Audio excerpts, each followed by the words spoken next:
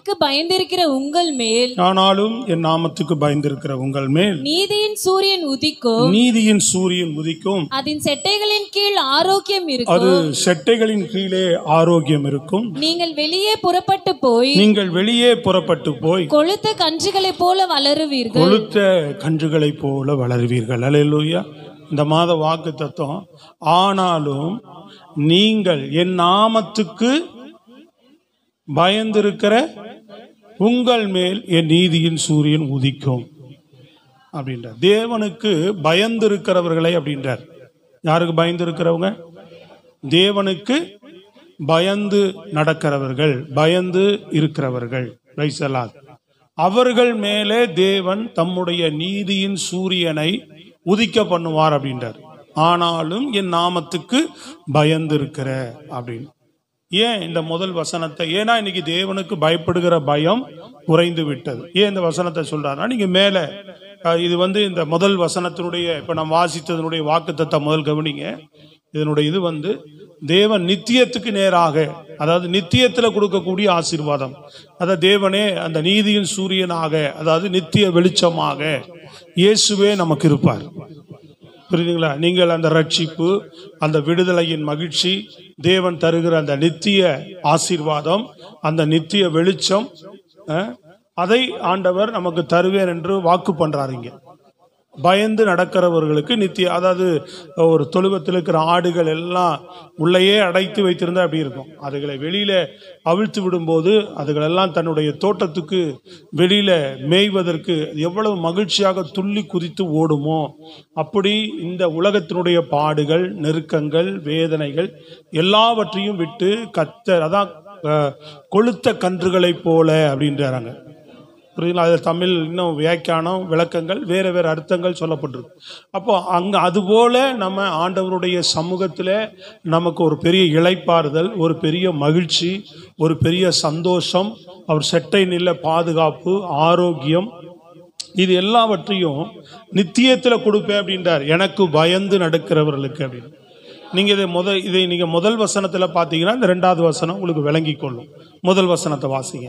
இதோ சூளையை போல எரிகிற நாள் வரும், சூளையை போல எரிகிற நாள் வரும். அப்பொழுது அகங்காரிகள் யாவரும் அக்கிரமம் செய்கிற யாவரும் துரும்பாயிருப்பார்கள். வரப்போகிற அந்த நாள் அவர்களை சுட்டெரிக்கும். அது அவர்களுக்கு வேரையும் கொப்பையும் வைக்காமற் போகும் என்று சேனைகளின் கர்த்தர் சொல்லுகிறார். இதோ சூளையை போல எரிகிற நாள் வரும் அப்படின்னா தேவனுடைய நாள் வரும். திருடனை போல் வருவேன். அந்த நாளை சகிக்கிறவன் யார்? சொல்றது விளங்குதா உங்களுக்கு? அந்த நாள் அப்படின்னாலே ரெண்டு காரியங்களை குறிக்கும். ஒன்று ஆண்டவருடைய பிறப்பின் நாள், இரண்டாவது ஆண்டவருடைய இரண்டாம் வருகையின் நாள். அப்ப நியாய தீர்ப்பின் நாள் அப்படின்னு சொல்லப்படும். நியாய தீர்ப்பின் நாள் அப்படின்னு சொல்லப்பட்டிருக்குல்ல, புரியுதா உங்களுக்கு? ஒரு அல்லேலூயா ஆமென் சொல்லுங்க. புரியுறோம்? இப்ப நியாய தீர்ப்பின் நாள் அப்ப அதுல தான் சொல்லப்படுகிறது, அது அக்கிரமம் செய்கிற யாவரும் துரும்பாயிருப்பார்கள். வரப்போகிற அந்த நாள் அவர்களை சுட்டெரிக்கும். எந்த நாள்? தேவனுடைய வருகையின் நாள், நியாய தீர்ப்பின் நாள். அவர்களை அழிக்கும்னு சொல்லிட்டு தான் இரண்டாவது வசனத்துல சொல்றாரு, ஆனாலும் அப்படின்றார். ஆனாலும் என் நாமத்துக்கு பயந்திருக்கிற. சொல்றது விளங்குதா உங்களுக்கு?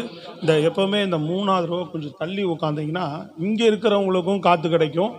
உங்களுக்கு என்னடா அந்த ஃபேன் எல்லாம் அவுத்தலான்னு பாக்குறேன், அந்த இதெல்லாம் இல்லையா? அதுக்கு தான் அங்க வச்சேன். நீங்க அதை விட்டுட்டு தள்ளி தான் வந்துடுறீங்க. எப்பவுமே தள்ளி உட்காரலாமே அந்த சைட்ல. ஏன்னா நீங்க எங்கேயும் போய் பாருங்க, சில இடத்துல போயிடுவாங்க பாருங்க, பள்ளி மேல அங்க போய் ஒட்டிக்கிடுவாங்க. இல்லை இப்படின்னா இப்படி வந்துடுவாங்க, அப்படி போனா அப்படி போயிடுவாங்க. ஏன்? ஃபர்ஸ்ட் சர்வீஸ்ல அப்படிதான் உட்காந்தாங்க. நீங்க முதல் வரும்போதே சரியா உட்காந்துக்கிறது. இந்த ரோ மாறாதீங்க எப்பவுமே, சரிங்களா? அங்கங்க ஒரு மாதிரி கசன் சகோதரிகள் மறுபடியும் மாறி மாறி உட்கார்ற மாதிரி. ஃபர்ஸ்ட் வரும்போதே கவனிச்சு உட்காரு. நல்லா கவனிங்க. நம்முடைய வேற சில இடங்கள்ல போய் பாருங்க, ஒரு குறிப்பிட்ட இதுக்கு இவ்வளவு ஃபேன் இருக்காது. இப்போ 3 ஏசி ஓடுது, கிட்டத்தட்ட உங்களுக்கு ஒரு 15-20 ஃபேன் ஓடுது. அல்லேலூயா. மேல இருந்தது மட்டும்தான் இருந்தது, சைட்ல போட்டோம். அப்புறம் கீழே வாங்கி வைக்கிறோம், ஏசி போடுறோம். புரியுதா? எதற்கு? தன்னிடத்தில் அன்பு கூறுவது போல பிறனிடத்தில் அன்பு கூறுவாயா. அப்ப நான் ஒரு சில நேரம் இருந்து அங்க வந்து உட்காரும் போதுதான் எனக்கு தெரிஞ்சுது, இவ்வளவு வெக்கையா இருக்கு இங்க. புரியுதா உங்களுக்கு? இவ்வளவு வெக்கையா இருக்கு, முன்னாடி காத்தே இல்லையே, இந்த சைடு காத்து இல்லையே, இந்த சைடு காத்து. அப்ப பார்த்து தான் ஒன்னொன்னா எக்ஸ்டெண்ட் பண்றோம். புரியுதா உங்களுக்கு? அதை நீங்க தான் பயன்படுத்தி கொள்ளணும். இது போலதான் எல்லாமே. இப்ப ஃபேன் ஒரு இடத்துல ஓடிட்டு இருக்கு, நம்ம ஒரு இடத்துல போய் உக்காந்து வேர்த்து ஊர்த்தி நம்ம கஷ்டத்தை அனுபவிக்கிறத விட காத்து இருக்கிற இடத்துல போய் உட்காந்து காற்று இருக்கும் போதே தூற்றிக்கொள்ளு சொல்றாங்கல்ல, சொல்றது விளங்குதாங்க? அதுபோல ஆண்டவர் நமக்குன்னு வைத்திருக்கிற எவ்வளவோ நன்மைகள் ஆசீர்வாதங்கள் இருக்குது. இது போலதான் கர்த்தர் ஒரு ஆசீர்வாதத்தை வச்சிருக்கிறார். அதை போய் நாம தேடி எடுத்துக்கொள்ள மாட்டோம். நாம் என்ன சொல்லுவோம்? அதை போய் எடுத்துக்கொள்ளாம வருத்தப்படுகிற இடத்துல, கஷ்டப்படுற இடத்துல அப்படி போய் உட்காந்துக்குவோம். ஆண்டவர் சொல்றாரு, என் நாமத்தினால நீ வேணுன்றத கேட்டு என்ன பண்ணலாம்? அவர் சமூகத்துல பெற்றுக்கொள்ளலாம், எடுத்துக்கொள்ளலாம். நீ அதை விட்டுட்டு நீ வருத்தப்பட்டு இருக்க வேண்டாம், கண்ணீர் வடிச்சு. இன்னைக்கு எவ்வளவுதான் வந்து சத்தியத்தை கேட்டாலும் வளர்ந்தாலும் பிரச்சனைகள் வரும்போது சோர்ந்து போகிறவர்கள் தான் இருக்கிறாங்க. பிரச்சனை வரும்போது சோர்ந்து போகிறவர்கள் தான் இருக்கிறாங்க. ஜெயம் எடுக்கிறவர்கள் குறைவா இருக்கிறாங்க. அவர் நாமத்தை பிடித்து எழும்புகிறவர்கள் குறைவா தான் இருக்கிறாங்க. விரல் விட்டு என்ன கூடியவர்கள் தான் இருக்கிறாங்க. எல்லாரையும் பார்க்கும்போது எனக்கு அது கஷ்டமா இருக்கு, அது எனக்கு ஏன் அப்படின்னு. இது பின்னாடி செய்தியில நீங்க அதை பார்க்க போறீங்க. அப்ப மேல் வசனத்துக்கும் கீழ் வசனத்துக்கும் உள்ள வித்தியாசத்தை நீங்க புரிஞ்சிருப்பீங்க. மேல் வசனத்துல சொல்லிட்டு கீழே சொல்ற, ஆனாலும் என் நாமத்துக்கு பயந்திருக்கிறவர்களுக்கு, பயப்படாதவர்களுக்கு அதையும், பயப்படுகிறவர்களுக்கு நீதியின் சூரியம், அதான் நித்திய வெளிச்சம், அதாவது நித்திய ராஜ்யத்தை தருவேன்றார். அதை நீங்க வெளிப்படுத்தல் விசேஷம் நீங்க வேகமா வாசிங்க. 11ஆம் அதிகாரம் 16 to 18 வரை வாசிக்கும் போது, அது 18 மட்டும் வாசிங்களேன், நேரம் இல்லை, வேகமா. ஜாதிகள் கோபித்தார்கள், ஜாதிகள் கோபித்தார்கள், அப்பொழுது உம்முடைய கோபம் மூண்டது. நல்லா கவனிங்க. ஜாதிகள் கோபித்தார்கள், அப்பொழுது உம்முடைய கோபம் மூண்டது. மரித்தோர் நியாய தீர்ப்பு அடைகிறதற்கும், மரித்தோர் நியாய தீர்ப்பு அடைகிறதற்கும், தீர்க்கதரிசிகளாகிய உம்முடைய ஊழியக்காரருக்கும், உம்முடைய ஊழியக்காரருக்கும், பரிசுத்தவான்களுக்கும், உமது நாமத்தின் மேல் பயபக்தியாய் இருக்கிற சிறியோர் பெரியோருக்கும் பலன் அளிக்கிறதற்கும், பூமியை கெடுத்தவர்களை கெடுக்கிறதற்கும் காலம் வந்தது என்று சொல்லி தேவனை தொழுது கொண்டார்கள். அல்லேலூயா. சத்தமா சொல்லுங்க பாப்போம். கவனிச்சிக்கலாங்க? புரியுதா உங்களுக்கு? தேவனுக்கு பயந்தவர்கள் அங்க நல்லா பாருங்க. உமது நாமத்தின் மேல், வசனத்தை பாருங்கடா. என்ன மூஞ்சிய பார்த்தா எப்படி தெரியும்? படிச்ச பசங்க வசனத்தை பாருங்க. அதுல போட்டிருக்கா? 4வது வரியில 5வது வரியில போட்டிருக்கா? உம்முடைய 4வது வரியில பாரு, உம்முடைய ஊழியக்காரருக்கும், அடுத்து பரிசுத்தவான்களுக்கும், உமது நாமத்தின் மேல், எல்லாரும் வாசிங்க சத்தமா, நாமத்தின் மேல் பயபக்தியா இருக்கிற சிறியோர் பெரியோருக்கும் பலன் அளிக்கிறதுக்கு. புரியுதுங்களா? இவங்களுக்கெல்லாம் பயபக்தியா இருக்கிறவர்களுக்கு பலன் அளிக்கவும், பூமியை கெடுத்தவர்களை கெடுக்கிறதுக்கு காலம் வந்தது. நீங்க மேல 3வது வரியில பாருங்க, நியாய தீர்ப்பு அடைகிறதுக்குன்னு போட்டிருக்கு. அப்ப தேவன் நியாய தீர்ப்பு கொடுக்க வரார். 2 கூட்டத்துக்கு கொடுக்க வரார், நியாய தீர்ப்பு கொடுக்க வரார். ஒன்று, தேவனை பயபக்தியோடு தேடினவர்களுக்கு பலன் கொடுக்கிறதுக்கு. தேவனை பயப்படாம வாழ்ந்தவர்களுக்கு அவர்களை கெடுப்பதற்கு, பயமில்லாம வாழ்ந்தவர்களை அழிப்பதற்கும், பயத்தோடு வாழ்ந்தவர்களுக்கு பலன் தருவதற்கும் தேவன் இந்த பூமியிலே வந்திருக்கு. நியாயம் தீர்க்க வரப்போகிறார் போட்டிருக்கு. புரியுதா உங்களுக்கு? தேவன் என்ன செய்ய போறார்? நியாயம் தீர்க்க. அதுதான் அங்க போட்டிருக்கு. ஆனாலும் எனக்கு என் நாமத்துக்கு பயந்திருக்கிற உங்கள் மேல் நீதியின் சூரியன் உதிக்கும். அப்ப பயப்படுகிறவங்க மேல, தேவனுக்கு பயந்து வாழ்கிறவர்கள் அப்படின்றார். நீங்க இதே மல்கியா புஸ்தகம் ஒரு 3 காரியங்களை சொல்லி நான் ஜெபிக்கிறேன். பயம் என்றால் என்ன, எதுல பயம் வேணும் அப்படின்னு ஆண்டவர் சொல்லுகிறார். அது நீங்க மல்கியா புஸ்தகம் 1 அதிகாரத்திலே 6வது வசனம் வேகமா வாசிங்க. குமாரன் தன் பிதாவையும் ஊழியக்காரன் தன் எஜமானையும்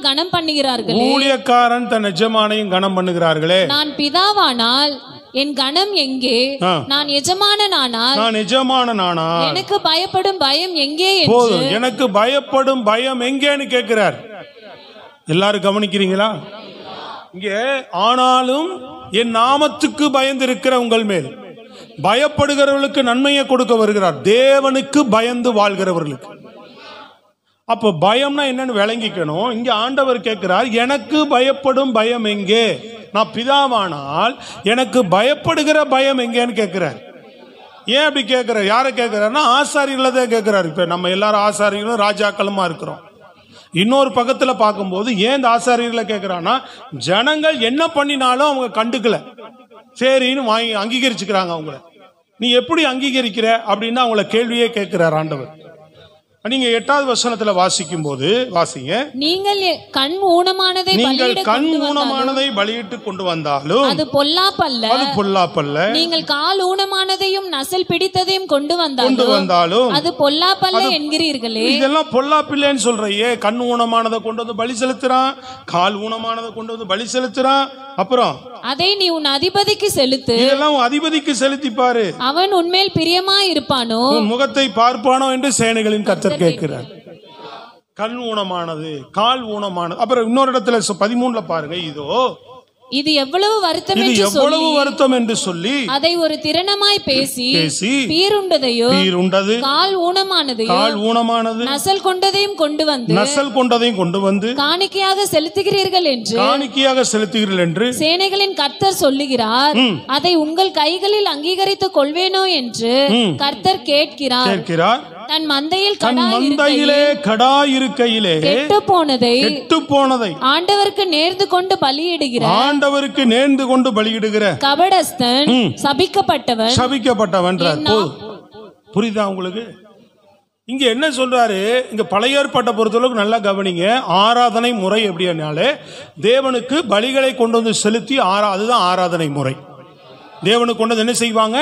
பலிகள். அந்த பலிகளை எப்படி செலுத்தணும்னு ஆண்டவர் சொல்லியிருந்தார். கண் ஊனமானதை கொண்டு வரக்கூடாது, ஆராதனை முறையில் கண் ஊனமானது இருக்கக்கூடாது, கால் உடைஞ்சது இருக்கக்கூடாது, நசல் கொண்டதுன்னா வியாதிப்பட்டது, அப்புறம் பீருண்டது செத்து போனது, இதையெல்லாம் எனக்கு கொண்டு வந்து நீங்க பலி செலுத்தக்கூடாது. இவன் என்ன பண்றான்? முதல்ல அந்த பயபக்தி இருந்தது, அப்படி ஆராதிச்சான் கர்த்தரை.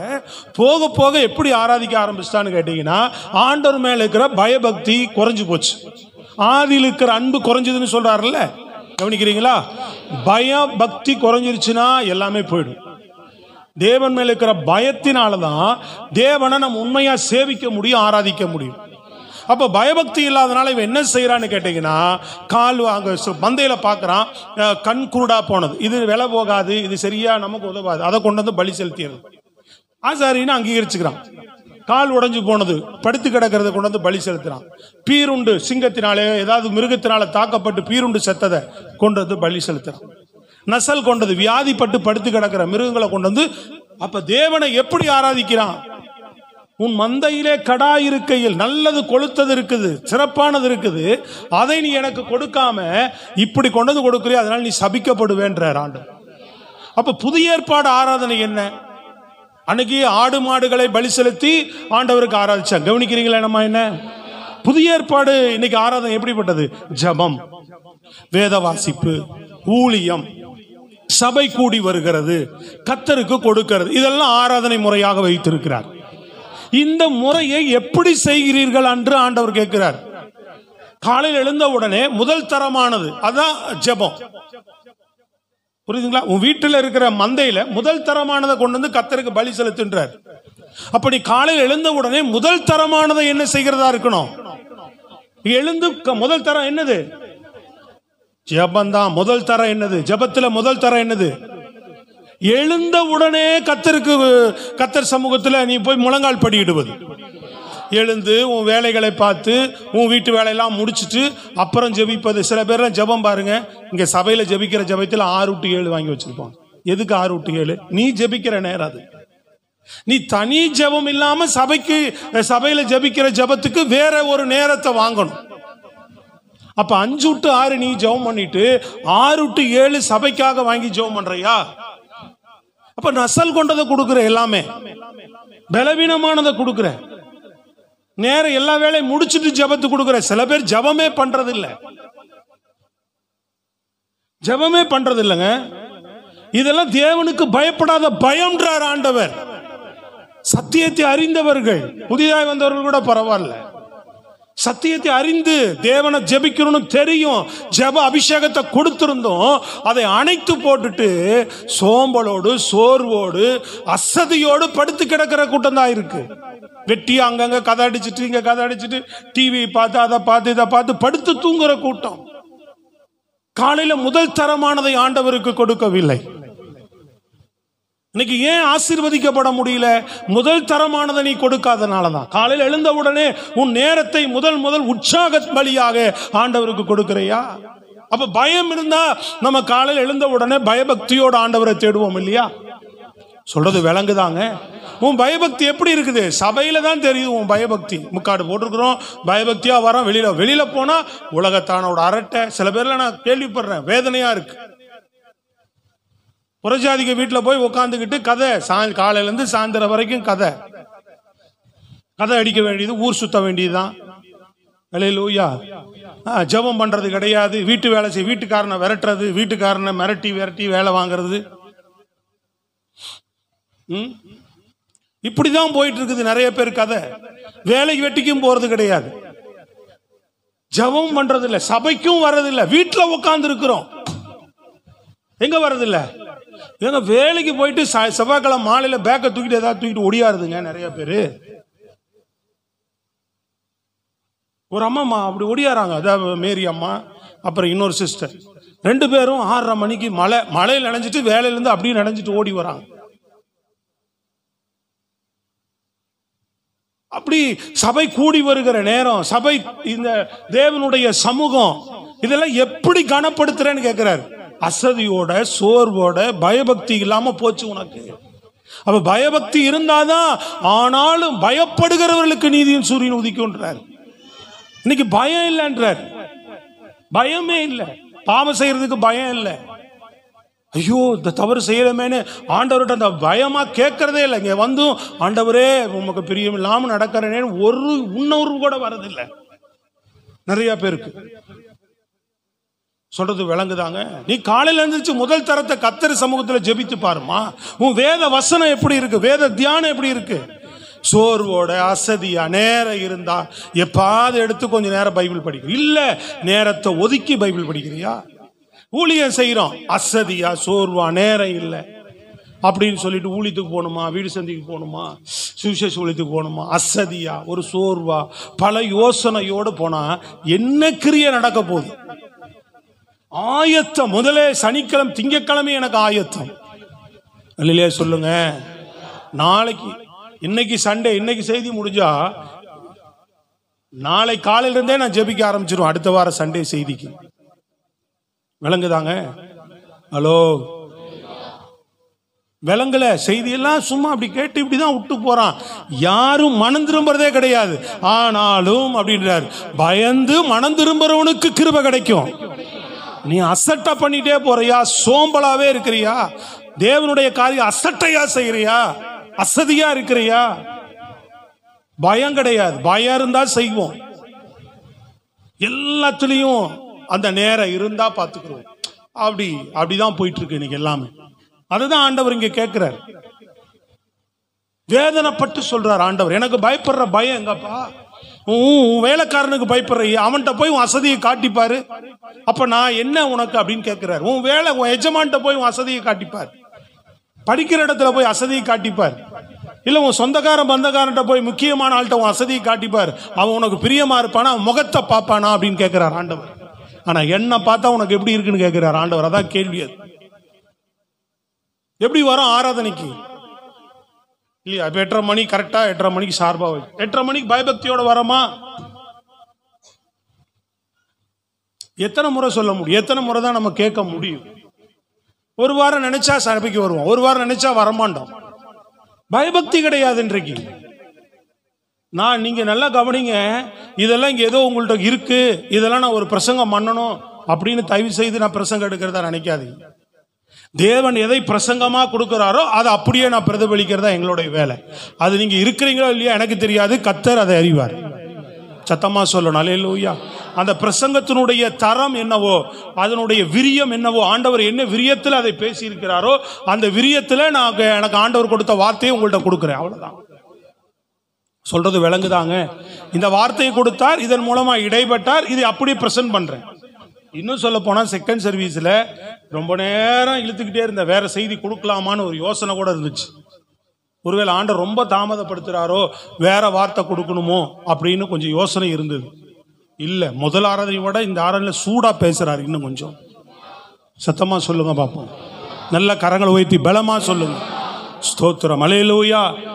அப்ப தேவன் என்ன வார்த்தை, அதை என்ன அடிப்படையில் அங்கே பேசிக்கிறார் அதை நீங்க பாருங்க. அந்த பிரதிபலிப்பு தான் எங்கள்கிட்ட இருக்கும், வேற எங்கள்கிட்ட ஒன்றும் கிடையாது. ஏதோ வந்துட்டு நிறைய கோபங்கள் இருக்கு உங்க மேல, ஏதோ இருக்கு, அந்த எண்ணத்தில் நான் இங்கிருந்து பேசுறேன், அதெல்லாம் இல்லை. செய்தியினுடைய தேவனுடைய பிரதிபலிப்பு அது. வசனத்தில் அப்படிதான் பேசுகிறார், அதை அப்படியே நான் உங்களுக்கு காண்பிக்கிறேன். சொல்றது விளங்குதாங்க? அதுதான் எங்களுடைய வேலை. இது ஆண்டவர் பேசுறார், உணர்ந்து நீ கேட்டு மணந்துருமனா உனக்கு ஆசீர்வாதம். சொல்றது விளங்குதுங்களாங்க? எப்படி செய்யறோம் ஊழியத்தை, எப்படி ஜெபிக்கிறோம்? அரை மணி நேரம், 3/4 மணி நேரம். சில நேரம் ஊழியம் செய்கிறவர்களை நான் சொல்றேன்னு நினைக்க கூடாது. ஊழியம் செய்கிறவருடைய ஜெப வாழ்க்கை எப்படி இருக்குன்றது ரொம்ப ரொம்ப முக்கியம். அது பிரசங்க நேரத்தில் நான் சொல்லித்தான் ஆகணும், இல்லையா? ஒரு விசுவாசிகள் உங்கள் நிலை என்ன இருக்கு, எப்படி இருக்கிறீங்க நீங்க? தேவன் கொடுத்த ரட்சிப்பு எப்படி காத்துக்கிற, பயபக்தியோடு காத்து கொண்டேன்னு ஆண்டவர் சொல்றாரு. கொடுத்ததை நீ கெடுத்தா உனக்கு கெடுக்க வருவாராம், கொடுத்ததை காத்தா உனக்கு நன்மை தருவதற்கு, நியாயம் தீர்ப்பதற்கு நான் வருவேன் அப்படின்றார். ஆமா, நசல் கொண்டதை கொடுக்காத, ஊழியத்தை அசதியா செய்யாத, யோசிச்சு செய்யாத. போலாமா, அப்படியா, இன்னைக்கா நாளைக்கா, தீர்மானம் பண்ணி ஆயத்தத்தோடு முன்னெச்சரிக்கையோடு செய்யி. கர்த்தருடைய வேலையை உற்சாகமா செய்கின்றார். உற்சாகமா கொடு, முதல் தரதானதை கொடுன்றார். காணிக்கை எப்படி கொடுக்கணும்? ஆண்டவர் சமூகத்தில் கொண்டு வரது எப்படி கொடுக்கிறோம்? மந்தையில கெடாருக்கள் தரமானது இருக்கும்போது என்ன பண்றோம்? ஏதாவது பொறுக்கிட்டு வந்து ஓட்டுங்கெல்லாம் என்ற பசங்களுக்கு தெரியும். சில நேரத்தை காணிக்கை எல்லாம் பார்த்தா வேதனையா இருக்கும், சொல்லவும் முடியாது, மெல்லவும் முடியாதுன்னு சொல்றாங்கல்ல, அந்த மாதிரி இதை சொன்னா எப்படி ஆயிடும் அப்படின்னு அப்படி முழுங்கிட்டு போய்கிட்டே தான் இருக்கிறோம் நாங்க. ரெண்டாவது குறிப்பில் டைம் இல்லை, அடுத்த குறிப்பில் நான் போக விரும்புகிறேன். ஏன்னா நிறைய அதை குறித்து விளக்கம் உண்டு. ரெண்டாவது குறிப்பு உங்களுக்கு ஷார்ட்டா ஆண்டவர் பேசுறாரு, நீங்க எந்த அளவுக்கு விளங்கி கொள்றீங்களோ கர்த்தர் உங்களை ஆசீர்வதிப்பார். மல்கியா 3:8 பாருங்க. மனுஷன் தேவனை வஞ்சிக்கலாமா? நீங்களோ என்னை வஞ்சிக்கிறீர்கள். 15 வரைக்கும் வேகமா வாசிங்க. எதிலே உம்மை வஞ்சித்தோம் என்கிறீர்கள்? தசம பாகத்திலும் காணிக்கைகளிலும் தானே நீங்கள் சபிக்கப்பட்டவர்கள். ஜனத்தாராகிய நீங்கள் எல்லாரும் என்னை வஞ்சித்தீர்கள். என் ஆலயத்தில் ஆகாரம் உண்டாயிருக்கும்படி தசம பாகங்களை எல்லாம் பண்டசாலையிலே கொண்டு வாருங்கள். அப்பொழுது நான் வானத்தின் பலகணிகளை திறந்து இடங்கொள்ளாமற் போகும் மட்டும் உங்கள் மேல் ஆசீர்வாதத்தை வருஷிக்க மாட்டோனோவென்று அதனால் என்னை சோதித்து பாருங்கள் என்று சேனைகளின் கர்த்தர் சொல்லுகிறார். பூமியின் கனியை பட்சித்து போடுகிறவைகளை உங்கள் நிமித்தம் கண்டிப்பேன். அவைகள் உங்கள் நிலத்தின் பலனை அழிப்பதில்லை. வெளியில் உள்ள திராட்சை கொடி பழமில்லாமல் போவதும் இல்லை என்று சேனைகளின் கர்த்தர் சொல்லுகிறார். 15-13 வாசிங்க. நீங்கள் எனக்கு விரோதமாய் பேசின பேச்சுக்கள் கடினமாய் இருக்கிறது என்று கர்த்தர் சொல்லுகிறார். ஆனாலும் உமக்கு விரோதமாக எண்ணத்தை பேசினோம் என்று கேட்கிறீர்களே. தேவனை சேவிப்பது விருதா, தேவனை சேவிப்பது விருதா. அவருடைய கட்டளைகளை கைக்கொள்ளுகிறதினாலும் சேனைகளின் கர்த்தருக்கு முன்பாக துக்கித்து நடக்கிறதினாலும் என்ன பிரயோஜனம்? இப்போதும் அகங்காரிகளை பாக்கியவான்கள் என்கிறோம். தீமை செய்கிறவர்கள் திடப்படுகிறார்கள். அவர்கள் தேவனை பரீட்சை பார்த்தாலும் விடுவிக்க படுகிறார்களோ என்று சொல்லுகிறீர்கள். என்ன சொல்றாங்கன்னா, தசம்பா கொடுத்து என்னையா பிரயோஜனம்? கர்த்தரை சேவித்து என்னையா பிரயோஜனம்? அவருடைய கட்டளைகளுக்கு கீழ்ப்படிந்து நடந்து என்னையா பிரயோஜனம்? தேவ சமூகத்தில் துக்கமா மனத்தாழ்மையா வந்து தேவனை ஆராதிச்சு என்னையா பிரயோஜனம்னு நீங்க பேசிக்கிறது மாத்திரம் இல்ல, சில பேர் என்ன பேசிக்கிறாங்களாம், என்ன சொல்றாங்களாம், இப்பொழுதும் அகங்காரிகள் பாக்கியவான்களா இருக்கிறார்களே. இஷ்டத்துக்கு நடக்கிறான், அகங்காரமா நடக்கிறான் பாரு, அவன்லாம் நல்லா இருக்கிறானே அப்படின்ற நீ அவங்கள பார்த்துட்டு உன்னை எடை போடுற. ரெண்டாவது என்ன சொல்றாரு? தீமை செய்கிறவர்கள் திடப்பட்டு இருக்கிறானே, தீமையா நடக்கிறவன் நல்லா இருக்கிறானேன்னு சொல்ற. இந்த பேச்செல்லாம் கர்த்தருக்கு பயப்படாத பேச்சுன்றார். சத்தமா சொல்லுங்க. தீமை செய்கிறவனை பற்றி உனக்கு என்ன கவலை? அகங்காரியை பற்றி உனக்கு என்ன கவலை? கர்த்தர் உனக்கு கொடுத்த ரட்சிப்பு, உனக்கு கிடைத்த வெளிப்பாடை வச்சு தேவனுக்கு பயந்து நீ நடக்க ஆயத்தமா இருக்கிறியா? நான் சேவிச்சு என்ன பிரயோஜனம்? ஆராய்ச்சி என்ன பிரயோஜனம்? சபைக்கு வந்து என்ன பிரயோஜனம்? தசம்பா காணிக்கைகள் கொடுத்து என்ன பிரயோஜனம்? ஸ்தோத்திரம். சொல்றது விளங்குதாங்க? கரங்களை வைத்து சொல்லுங்க. முதல்ல பார்த்தீங்கன்னா எல்லாமே சோர்வோடு, அசதியோடு, பலவீனத்தோடு, யோசனையோடு ஆண்டவரை தேடுறதுல, சபை கூடி வர்றதுல, ஜெபிப்பதில், வேதம் வாசிப்பதில், காணிவில் எல்லாருக்குமே ஒரு யோசனையோடு, அசதி, அதான் நசல் கொண்டது, பீருண்டது, கண் போனது, கால் ஊனமானது, பலவீனத்தோடு அப்படியே ஏதோ ஏனாதான ஒரு பயம் இல்லாம தேடுகிற விதத்தை முதல்ல சொல்லுகிறார். ரெண்டாவது சொல்லும் போது இப்படியெல்லாம் சேவித்து என்னையா பிரயோஜனம்னு பேசிக்கிறது மாத்திரமல்ல, யோசிக்கிறது மாத்திரமல்ல, அடுத்தவனை பார்த்து தீமை செய்யறவன் நல்லா இருக்கிறான், அகங்காரி நல்லா இருக்கிறான், இவன் நல்லா இருக்கிறான், அவன்லாம் விடுதலையோடு அலைகிறான், திடனற்று இருக்கிறான், நான் என்னடா தேடி என்னடா பிரயோஜனம்னு நீங்க பேசி கொள்ளுகிறது என்ன? ரெண்டாவது இது கேட்கிறார். சொல்றது விளங்குதாங்க? கையை வைத்து சொல்லுங்களேங்க. இப்போ நேற்று இந்த செய்தி எடுத்து உட்காந்துருக்கிறேன், ஆண்டவர் தான் நடத்தினாருன்னு தெரியல. நேற்று ஒருத்தர் 8:45 வராரு என்னை தேடிட்டு, என் வண்டியை பார்த்துக்கிட்டு தேடி ஓடி வராரு. வந்துட்டு, ஐயா இந்த மாதம் முடியுது, தசம்பாகம் இந்த மாதத்தினுடைய கடைசி, இந்த மாதத்தினுடைய தசம்பாகம் 2-3 நாளாக என்னால் வர முடியல, இந்த வாரத்தில் சில நாள் வர முடியல, சண்டே வந்துட்டாரு, 2-3 நாள் இடையில வந்தால் கொடுத்துருவார், முடியல அப்படின்னு இந்த மாதத்தினுடைய தசம்பாகத்தை 8:45 ஓடி வந்து என் கையில் கொடுக்குறேன். நான் கேட்டேன், ஏன் நாளைக்கு வருவீங்கல்ல காலையில் ஆராதனையில் வந்து கலந்துட்டு கொடுக்கலாம்லன்னு கேட்டேன். அவர் சொல்கிறாரு, இன்னும் போன மாதத்து 5வது மாதத்தோட முடிட்டியா, நாளைக்கு 1ஆம் தேதி ஆயிடுமே, நாளைக்கு மாதம் வேற பிறந்துருதே, அதனால நான் ஓடி வந்தேன்றார். எது அவரை ஓடி வைக்க? நான் உடனே என்ன மாதம் முடிய போ தசம்பாகம் கொடுக்காம இருக்கிறீங்கன்னு ஃபோன் போட்டால் கேட்க போகிறோம்? ஆண்டவர் கேட்பாரா? கேட்க மாட்டார். எந்த அடிப்படையில் செய்யறது? தேவன் மேல இருக்கிற பயபக்தியில தான் இதை செய்ய முடியும். எத்தனை வருஷமாகி, எத்தனை நாட்களாகி தசம்பாகத்தை நம்ம சாப்பிட்டுக்கிட்டு இருக்கிறோம். நிறைய பேர் தசம்பாகம் கொடுக்க மனசு வரதில்லை. அங்க சொல்றாரு, தேவனுடைய ராஜ்யத்தின் நிமித்தம் தேவனுக்கு பயந்து நீ விதைக்கணும்ன்றாரு, தேவனை நீ சேவிக்கணும்ன்றாரு, அவர் கற்பனைகளை கட்டளைகளை நீ கை கொள்ளணும்ன்றாரு. சத்தமா சொல்லுங்க. சில பேருக்கெல்லாம் அது இன்னொன்னு, அதை வசனமா விதைப்பது அதை விட மோசம். சொல்றது விளங்குதாங்க? ஆமா, அது ஏதோ நினைக்கிறாங்க, ஏதோ ஒரு யோசனையா நினைக்கிறாங்க. கர்த்தருடைய காரியங்கள் எல்லாம் 2வது பட்சமாக வைப்பது, பயம் இல்லாததுனாலதான் இதை செய்கிறீங்க என்றார். சொல்றது விளங்குதாங்க? ஹலோ, சொல்றது விளங்குதான்னு கேட்குறேன். அது கடந்த முறை ஒரு கிட்டத்தட்ட வேலைக்கு போய் அது 6 மாதம் மேலே, 6-7 மாதம், 1 வருஷம் அது வேலைக்கு போய் 7-8 மாதம் 1 வருஷம் வேலையாயிடுச்சு. ஆனால் ஏதோ இடையில கஷ்டம், சாப்பாட்டுக்கு வழி இல்லை, வீட்டில் எதுவும் கிடையாது. ஆனால் வரும் ஏதோ ஒன்று வேணுமே, அதாவது விபிஎஸ் வருது, அது காணிக்க கொடுக்கணும் அப்படின்றனால முதல் செய்த வேலையை போய் ஏதோ கேட்டு நான் இந்த மாதிரி ஒரு இடையில ஒர்க் பண்ணேன், இதுக்கு சம்பளம் போடலையே நீங்கள், அந்த இதுக்கு நீங்கள் இடையில டியூட்டி பார்த்தினதுக்கு ஏதாவது நீங்கள் கொடுக்காமே விட்டுட்டீங்களே அப்படின்னு உள்ளே பூந்து கேட்டுறதுனால, ஆமாம் அது பேலன்ஸ் ஆயிடுச்சு சரின்னு சொல்லிட்டு அந்த நேரத்தில் 7,000 ரூபா கொடுத்து 7,500 கொடுத்துட்டு இருக்கிறாங்க. அதுக்கு தேவையே பஞ்சத்திலையும் பஞ்சம், அடி பஞ்சத்தில் இருக்குது. அது சொல்றது விளங்குதாங்க? அது எதனால கொடுக்கணும்? தேவன் மேல் உள்ள பயபக்தினால. அதுல ஒரு 1000 ரூபாயோ 500 ரூபாயோ என்னது விபிஎஸ் காணிக்கையும், 7,000 ரூபாயில 2 மடங்கு தசமம் பாகம் 1,400 ரூபாய், 2,000 ரூபாய் தேவனுடைய சமூகத்தில் விதைச்சிட்டு போகுது. நான் ஏன் வாங்குறேன்னா, அதை ஆசீர்வதிக்கப்படட்டுன்னே வாங்கி ஜெபம் பண்ணி அனுப்பிச்சு விட்டேன் போ அப்படின்னு.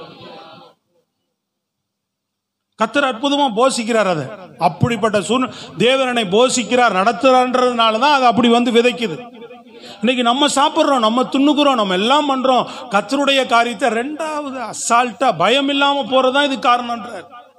சபை கூடி வரதுல இருந்து எல்லாமே தான். இரவு ஜெபம், எத்தனையோ பேர் ஐயோ எங்க வீட்டுக்காரர் விட மாட்டாரு, இங்க பிரச்சனை அந்த பிரச்சனை. ஆனா வாய்ப்பு இருந்து வசதி இருந்து இரவு ஜெபத்துக்கு வராதவங்க எத்தனை பேர்? 11 மணிக்கு படுக்கிறோம், 12 மணிக்கு படுக்கிறீங்க நிறைய பேர். கூடுதல் எத்தனை மணி நேரம் ஆயிட போகுது? 2 மணிக்கு முடிக்கிறோம். 11, 12, 1, 2, ஒரு 4 மணி நேரம், ஒரு 3 மணி நேரம் எக்ஸ்ட்ரா தேவ சமூகத்தில் இருக்க போறோம். என்னங்க கெட்டு போயிட போறோம்? மாசத்துக்கு ஒரு முறை வந்தா சொல்லுங்களே லூயா. மாதத்தில் ஒரு முறை வாக்குத்தத்த ஆராதனையில் ஒரு முறை விழித்து நம்ம வந்து 6 to 7 தேவனுக்கு முதல் மாதத்தை இன்னைக்கு ஞாயிற்றுக்கிழமைனால எல்லாம் வந்துட்டோம். இன்னாட்டி ஒரு கூட்டமே வராது, அதை பற்றி அக்கறையே இருக்காது. இன்னைக்கு மாதத்தின் முதல் நாள் கர்த்தர் சமூகத்தில் போய் நன்றி சொல்லணும், ஸ்தோத்திரம் பண்ணணும். பயபக்தி இருந்தால் இந்த மாதமெல்லாம் நடத்தினாரு நன்றி சொல்ல வருவோம். ஆண்டவர் அடுத்தது எனக்கு என்ன வாக்கு கொடுக்குறாருன்னு கேட்க வருவோம். எதுவுமே இல்லையே. ரட்சிப்பை வேற மாதிரி பயன்படுத்திக்கிட்டு இருக்கிறோம், நம்ம வேற மாதிரி யூஸ் பண்ணிக்கிட்டு இருக்கிறோம். ஹலோ, புரியல. இது எப்போ புரியும்னா ஆண்டவர் சொல்றாரு பாருங்க, அகங்காரி திடப்பட்டு தான் இருக்கிறான். அவரு ஆமான்னு தான் சொல்றாரு. சொல்றது புரியுதுங்களா? அவன் அப்படிதான், அவன் திடப்பட்டு தான் இருப்பான். அவன் இந்த மாதிரி இவங்க எல்லாம் இப்படிதான் இருக்கிறாங்க. அத நீ ஏன் பாக்குறேன்றார் ஆண்டவர். அவனை நான் நியாயம் தீர்க்க வரும்போது பாத்துக்குவேன். உன்னை அவர்களை ரட்சிக்காம உன்னை ரட்சித்தனல்ல, நீ எனக்கு பயந்து என் நாமத்தை மகிமைப்படுத்ததானே உன்னை ரட்சித்தேன்றார். சத்தமா சொல்லுங்களேங்க, சத்தமா சொல்லுங்களே. அல்லேலூயா. ஆமா, எத்தனை பேர் தேவனுக்கு பயந்து நடக்கிறோம். கர்த்தர் பார்க்கிறார் என்னுடைய ஒரு காரியங்களையும். என்ன நான் சேவிக்கிறத, நான் கட்டளையை கை கொள்றத, உற்சாகமா காலையில் எழுந்திரிச்சோன்னு முதல்ல கர்த்தருக்கு சமூகத்தில் போய் ஜெபிக்கிறத, வேதத்தை நேரத்தை எடுத்து நான் வாசிக்கிறத, ஊழியத்தை முன்னமே ஆயுதத்தோடு நான் போய் செய்கிறத, இதெல்லாம் உற்சாகமா கர்த்தருக்கு கொடுக்கிற பலி, ஆராதனை. இதெல்லாம் ஆராதனைங்க. ஐயோ, சத்தமே வரலையே. ஆமே. நல்ல புதிய ஏற்பாட்டில் இதுக்கெல்லாம் வசனம், ஒத்த வசனங்கள் நிறைய இருக்கு. கர்த்தருடைய வேலை அசதியா செய்கிறவன் சபிக்கப்பட்டவன் இருக்கு. அல்லேலூயா.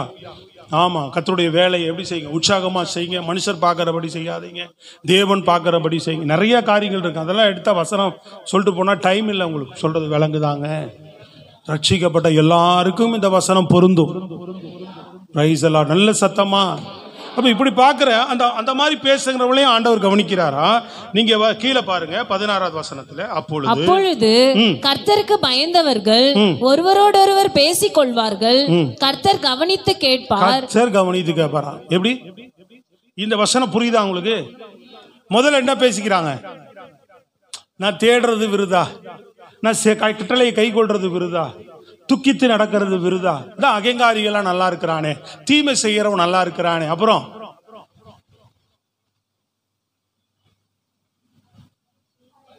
பரீட்சை பார்க்கிறவன் விடுவிக்கப்படுறானே. சோத்திரம். வசனத்தை படிச்சுட்டு இருக்கும்போது அவ்வளோ அழகா மாத்திட்டான் அடுத்த வசனம். அதுதான் திறமை, அவர்கள் திறமை அதுதான். சோத்திரம். சொல்றது விளங்குதா உங்களுக்கு? ஆனால் அடுத்த வசனம் மாற்றும் போது மாற்ற மாட்டாங்க. முடிச்சதுக்கு அப்புறம் அடுத்து மாற்றுவான்னு பார்ப்பேன், மாற்ற மாட்டாங்க. பிரைஸ் எல்லாம். ஆனாலும் அதை கற்றுக்கிட்டாங்க அவங்க 2 பசங்களும். அதுக்கு ஒரு கைத்தட்டு கொடுங்க அவனுக்கு. சோத்திரம். அதை கற்றுக்கிட்டு செய்கிறாங்க. ஒரே வாரத்தில் கற்றுக்கிட்டு செய்கிறாங்க 2 பேரும். ஏதோ 2 பேர் இருக்கிறனால அப்படியே விட்டாச்சு. பிரைஸ் எல்லாம். கர்த்தர் நல்லவர். ஆமென். சரி, அப்போ பாருங்க, இதெல்லாம் பேசிக்கிட்டு இருக்கிறீங்க. பேசிட்டு இருக்கிறவங்களே ஆண்டவர் கவனிக்கிறாரா? கீழே 2 பேர் கர்த்தருக்கு பயந்து, எப்படி? கர்த்தருக்கு பயந்து ஒருவரோடு ஒருவர் பேசிக்கொள்வார்கள். கர்த்தர் கவனித்து கேட்கிறாராம். என்ன பேசிக்கொள்றாங்க? டே உர்ரா, தீமை செய்யறவன் செஞ்சுட்டு போட்டோம், நம்ம கர்த்தருக்கு பயந்து அவரை சேவிப்போம். ஆண்டா, அவன் கொடுத்தா கொடுக்குறான், கொடுக்காட்டி போறான், எப்படியோ போயிட்டு போறான். நம்ம கர்த்தருக்கு பயந்து உண்மையா கர்த்தருக்கு கொடுப்போம். அவன் சும்மா சபைக்கு வரான், அநியாயம் பண்றான், அதெல்லாம் நீ பார்க்காத. நம்ம உண்மையா ஆண்டருக்கு ஊழியம் செய்வோம். சொல்லுங்களேன். அல்லேலூயா. ஆமா, உலகத்தில் பக்கத்து வீடு ஆகாது, எவனையும் பார்க்காத அப்படின்னு 2 பேர் பேசிக் கொள்ளுகிறதை, கர்த்தருக்கு பிரியமானதை, கர்த்தருக்கு பயந்து நாம அவர் வழியில் நடப்போம் என்று பேசிக் கொள்ளுகிறதை கர்த்தர் கவனித்து கேட்பேன் என்கிறார்.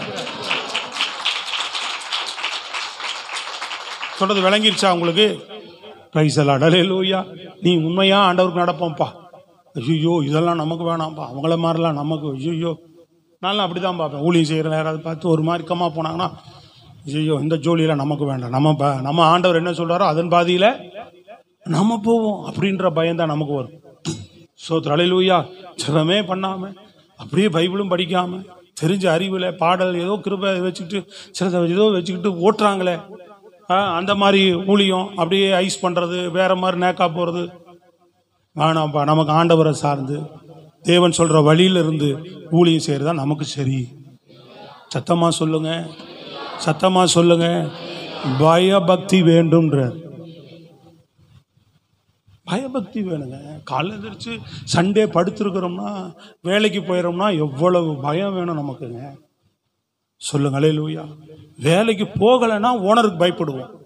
அதான் கேட்குறாரு இங்கே. ஒரு நாள் நீ வேலைக்கு போகாமல் இங்கே இருந்துட்டீங்கன்னா ஓனருக்கு அடுத்த நாள் போய் என்ன சொல்லணும்னு பயம் வரும். ஆனால் சபைக்கு வரலன்னா யாருக்கு மேலே தெரியுமா பயம் வரும்?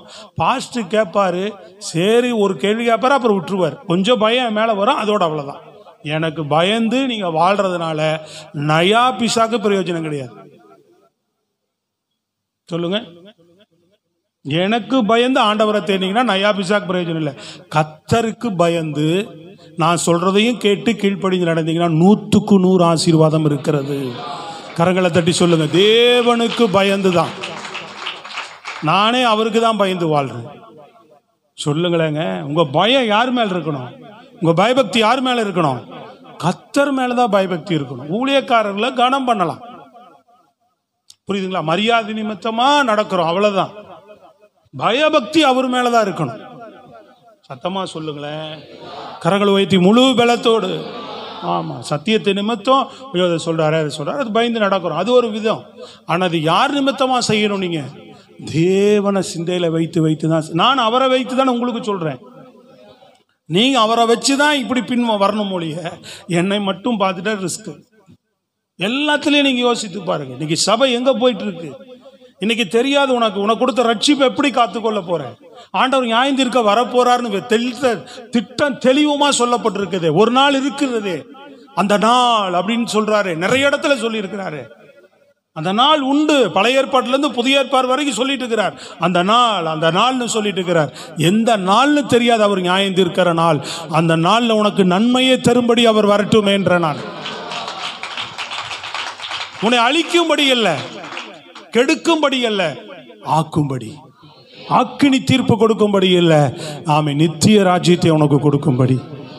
பயந்து நடந்தா அவர் தருவாரேங்க. மூன்றாவது வேகமா சொல்லி முடிக்கிறேன். அடுத்த அதே 16 பின்பகுதி வாசிங்க. கர்த்தருக்கு பயந்தவர்களுக்காகவும் அவருடைய நாமத்தை தியானிக்கிறவர்களுக்காகவும் ஞாபக புஸ்தகம் ஒன்று அவருக்கு முன்பாக எழுதப்பட்டிருக்கிறது. பிரைஸ் எல்லாம் சத்தமா சொல்லுங்க. யாருக்கு? உங்களை தான் கேட்கிறேன். யாருக்கு? தேவனுக்கு பயந்து நடக்கிறவர்களுக்காக ஆண்டவர் கருத்துல என்ன இருக்கான்?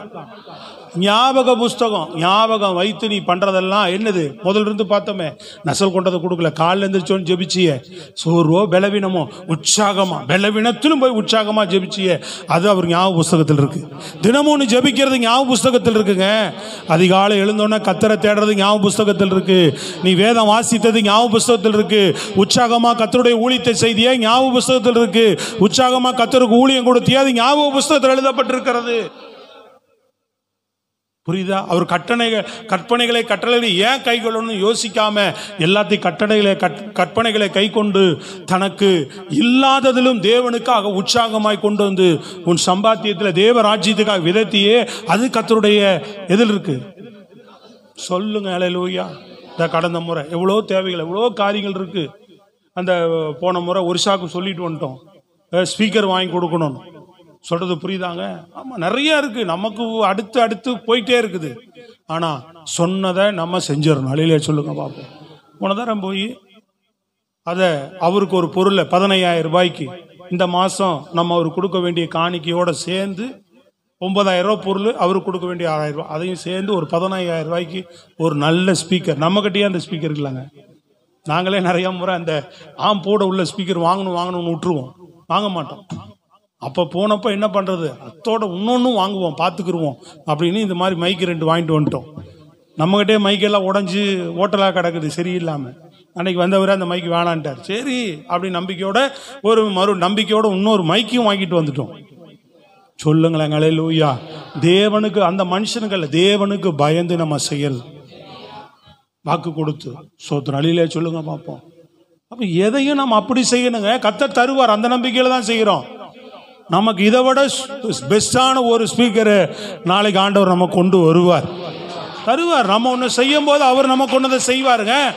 எல்லாம் ஞாபக புஸ்தகத்தில் இருக்கு. விளங்குதாங்க? எல்லாம் எங்க இருக்கு? நீ விதைக்கிறது, ஜெபிக்கிறது, ஊழியம் செய்கிறது, கொடுக்கிறது எல்லாமே ஆண்டவர் நினைவில் வச்சிருக்கிறார். யோசேப்பை நினைவில் வச்சிருந்தார். மறந்துட்டாரா? அவனுடைய உண்மையெல்லாம் நினைவில் வச்சிருந்து ஏற்ற வேளையில நினைச்சார். அவனை அண்ணாளை ஏற்ற வேளையில நினைச்சாருங்க. ஒவ்வொரு தேவ மனிதர்களை ஏற்ற வேளையில நினைச்சார். நோவாவை நினைச்சார். சத்தமா சொல்லுங்க அல்லேலூயா. யோபுவை நினைத்தார் ஆண்டவர். இஸ்ரவேல் ஜனங்களை நினைத்தார்னு போட்டிருக்கு. மனுஷன் மறந்துடுவான், தேவன் ஒரு நாளும் மறக்க மாட்டார். அவருடைய ஞாபகம், ஐயையோ சொன்னல ஞாபகமே இல்லப்பா. என்னது என்ன சொல்லுவான்? ஆமா, நம்ம கிட்ட ஒருத்தன் 5000 வாங்கியிருப்பான், அவனே சொல்லுவான். நீங்க தான் எல்லாத்துக்கும் சொல்றீங்களா? சிரிக்க ஃபர்ஸ்ட் ஆரல்ல இப்படிதான் யாரும் சிரிக்கவே இல்லை, புரியவே இல்லை நிறைய பேருக்கு. நம்ம தான் 5000 வாங்கிட்டு என்ன பண்றோம்? ஞாபகமே இல்லை, மறந்தே போச்சுங்க. ஓ கொடுக்கணும் இல்லை உங்களுக்கு அப்படி. நம்ம அப்படிலாம் யாரும் இங்கே இல்லை இல்லை, அப்படிலாம் யாரும் இல்லை இல்லை. ஞாபகம் வச்சிருக்கிறேன்ப்பா, உங்கள்கிட்ட வாங்கின ₹1 கூட ஏமாற்ற மாட்டேன், எண்ணி செலுத்துவோம் உனக்கு. அதுதான் தேவனுடைய பிள்ளைக்கு அழகு. வாயை திறந்து நல்லா சொல்லுங்க. கடன்காரனை வாங்கி அலை விட்டு அட்டகாசம் பண்ணீங்க, கர்த்தர் ஆசீர்வதிக்க மாட்டார். கடனே வாங்கக்கூடாது. முதல்ல கடன் வாங்காம தீர்மானம் பண்ணுங்க. வாங்கணும்னு அலைய விட்டுட்டு இருக்கக்கூடாது. எண்ணி வைப்பேன் உனக்கு, மறக்க மாட்டேன், எல்லாம் எழுதி வச்சிருக்கிறேன்னு சொல்லணும். சோத்திரம் அல்லேலூயா. மனுஷன் அந்த மாதிரி ஒரு வேலை உங்கள்கிட்ட ஒருத்தன் வாங்கிட்டு போறான்னு வச்சுக்க, என்ன சொல்லுவான்? அப்படியாப்பா, மறந்தே போயிட்டான்ல. ஆமா, அன்னைக்கு வாங்கிட்டு போனியே, தரேன்னு சொல்லி வாங்கிட்டு போனியே அப்படின்போ. சொல்றது விளங்குதாங்க? ஹலோ, சொல்றது விளங்குதான்னு கேட்குறேன். ஆமா, நான் ஏதோ ஒரு விஷயங்களை கேட்டிருப்போம், ஏதோ ஒரு விஷயங்களை சொல்லிருப்போம். ஐயோ மறந்தே போயிட்டோம்பா, ஞாபகமே இல்லப்பாம்மா. ஆமாவா இல்லையா? நீ மனுஷனுக்காக செய்யறத எல்லாத்தையும் ஒரு மனுஷன் ஞாபகம் இல்லாம மறந்துடுவாங்க. ஹலோ, யோசேப்ப ஞாபகம் இல்லாம மறந்துட்டான். யாரு? பானபாத்திரக்காரன். ஆண்டவர் அவன் மேல ஞாபகம் வச்சிருந்தார். அவன் ஏன் புள்ளடா, எவன் மறந்தாலும் நான் மறக்க மாட்டேன், யார் மறந்தாலும் நான் மறவேன்னு சொன்னார்ல. உன்னை ஒயிலாம் கையிலேயே வரைஞ்சி வச்சிருப்பார். அப்படிப்பட்டவர் தான். அவருக்கு பயந்து நடங்க, நடந்து பாருங்க, செய்கிறாரா இல்லையா பாருங்க. ஒன்றொன்றுக்கு அவருக்கு பயப்படுங்க. தப்பு பண்றியா, மீறுதல் நடக்குதா, கர்த்தர் சமூகத்தில் ஆண்டவரே நமக்கு பயப்படுறோம்ப்பா, இந்த காரியம் பிரியமில்லாத விஷயத்தை செஞ்சிட்டு இருக்கிறேனே, பேசிட்டு இருக்கிறேனே, பண்ணிட்டு இருக்கிறேனே. பயம் வேணுங்க. கொடுத்த ரட்சிப்பை காத்துக்கொள்ளுங்க. உங்க குடும்பத்தை பாருங்க, ஆண்டவரை தேடுங்க. பொழுதுபோக்கிட்டு இருக்காது, அசதியா இருக்காதன்றார். கொடுத்த ரட்சிப்பை நீ கிருபையை இழந்துட்டேனா முடியாது. எத்தனை கூட்டங்க சபையில் இருக்கு சொல்லுங்க. 50 மணி நேரம் ஜபம் இருக்கு, 12 மணி நேரம் ஜபம் இருக்கு, அதிகாலை ஜபம், எழுப்புதல் ஜபம் இருக்குது, சுத்திகரிப்பு கூட்டம் இருக்குது, வாக்குத்தத்த கூட்டம் இருக்கு, ஊழியர் கூட்டம் இருக்கு, மருத்துவமனை ஊழியர் இருக்கு, வீடு சந்திப்பு ஊழியர் இருக்கு, 40 நாள் எழுப்புதல் ஜபம் இருக்கு, 21 நாள் வேதபாடம் இருக்கு, வருஷ கடைசியில் 7 நாள் உபவாச ஜபம் இருக்கு, சகோதரிகள் எழுப்புதல் ஜபம் 2 வாரம் இருக்கு, சகோதரர்கள் சனிக்கிழமை கூடி ஜபிக்கிற ஜபம் இருக்கு, சிறுவர் ஊழியங்கள் இங்க இருக்கு, வீட்டில் இருக்கு. எத்தனை பேருக்கு இதெல்லாம் தெரியும்? எத்தனை பேர் இதுல எல்லாம் இணைஞ்சிருக்கிறீங்க? சண்டே ஒரு டைம் 1.5 மணி நேரம் 2 மணி நேரம் தான். அது 2 மணி நேரத்துல 1.5 மணி நேரம் தான் நான் வருவேன். ரொம்ப கேட்டீங்கன்னா கோச்சுக்கிருவேன்.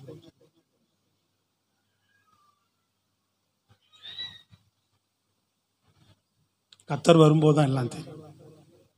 சொல்லுங்களே லூயா, சொல்லுங்களேங்க, சொல்லுங்களேங்க. பயந்து எவ்வளவு தேட முடியுமோ, வேலையின் நிமித்தம் பரவாயில்ல, சண்டே வேலை போய் செய்யக்கூடாது. அது ஒத்துக்கிறோம், அது ஆண்டவர் ஒத்துக்க மாட்டார். சபையில முக்கியமான கூட்டங்கள் வேலையை ஒதுக்கிட்டு வரணும். சண்டே என்ன நாள் முடியலனாலும் அப்படி தத்தி புத்தி வந்து உட்காந்து ஆண்டவர் ஆராய்ச்சி வார்த்தை கேட்டு நன்றி சொல்லிட்டு போகணும்.